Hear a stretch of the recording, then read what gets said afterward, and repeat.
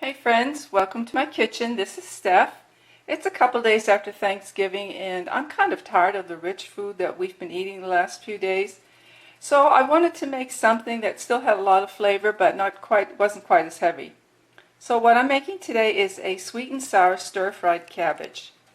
What I've got here is 1 pound of cabbage that I shredded by hand, about as thin as I could get it. I have 1 medium apple that is cored but not peeled and sliced relatively thin, maybe somewhere between 1/8 and 1/4 of an inch thick. There's a 1/4 cup of julienne carrot, a 1/4 cup of diced green onion, a 1/2 cup of very thinly sliced white onion, and this is about 3 ounces of julienne ham. In a skillet I have 1 tablespoon of butter and a tablespoon of canola oil heating up over medium heat. Back here in this little bowl I have the, when you bake a ham you get a lot of drippings, and I pour them off, chill them, and then I remove the layer of fat that rises to the surface. So this is the gelatin stuff that's just nothing but pure flavor.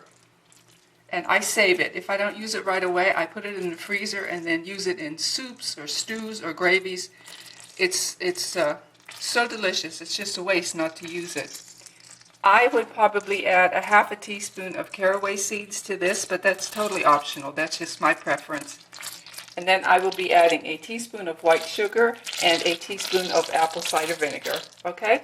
So let's get started. I'm going to put in the item that probably will take the longest, and that's the carrots. The carrots only take a couple minutes, and next I'm putting in the onion.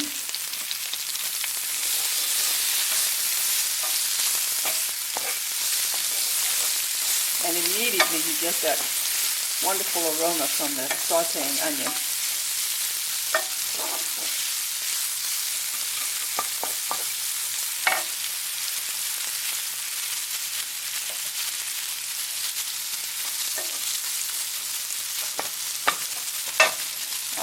Now I'm going to add in the cabbage. It looks like a lot, but you know cabbage will wilt.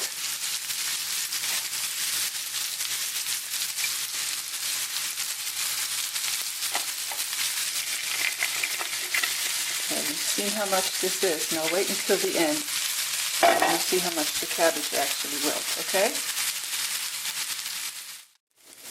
I've just mixed up the carrots and the cabbage a little bit, and now I'm adding the gelatin, which is, if it would let loose, which is going to dissolve into the cabbage mixture. As you continue to stir fry the cabbage, it begins to release some of its own moisture and it wilts and it begins to shrink down. I'm going to taste this as time goes by just to see if it needs any salt. And I will probably put in a couple of grinds of black pepper. And again, that's just a personal preference, okay? As you can see, it's continuing to wilt down beautifully. Remember that big mound that we had when we first put it in the skillet? I added the teaspoon of sugar and my personal preference, a 1/2 teaspoon of caraway seeds, and then a couple of grinds of fresh black pepper. The next thing I'm going to be putting in is the ham. After that, I will put in the apples. And then I still need to add the teaspoon of apple cider vinegar. And then at the very end, I will top it all with the green onions.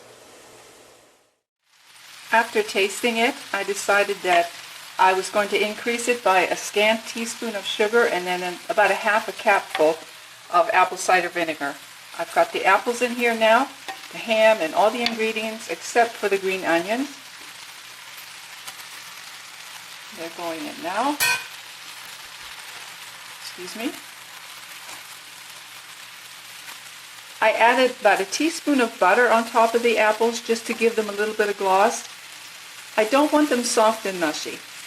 So this is it. I'm going to turn it off and put it in the serving bowl. And try a little bit. All right, okay? My friends, here we go. A stir-fried cabbage, apple, ham, carrot, onion, green onion, sugar, vinegar, black pepper, not sure if and caraway seed, stir fry. It looks pretty to me. And I just wanted to tell you, if the apple cider vinegar and the sugar don't appeal to you, you could take this in a whole different direction and use either soy sauce or oyster sauce for your flavorings. Oh, and the other thing I had in here was the gelatin broth. So I'm going to give it a little bite, okay, and see what it tastes like.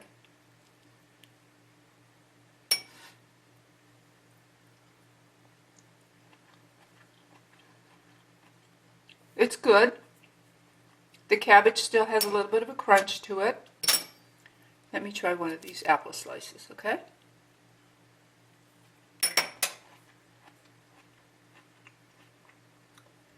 I like this. I think it's good. I would definitely eat it again. You can choose Gala apples or a Yellow Delicious or a Granny Smith apple, something firm that can stand up to a little bit of cooking. So here you go, a 20-minute dish, something to accompany the last of your ham or your turkey. And I hope you enjoy it, and I will see you soon. But you know what? No matter how full you are, there always seems to be another little corner in your tummy for some fresh homemade pumpkin pie with whipped cream.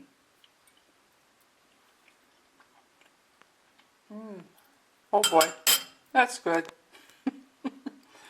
Okay, everybody, have a good evening, all right? Thanks for watching, and I'll see you soon.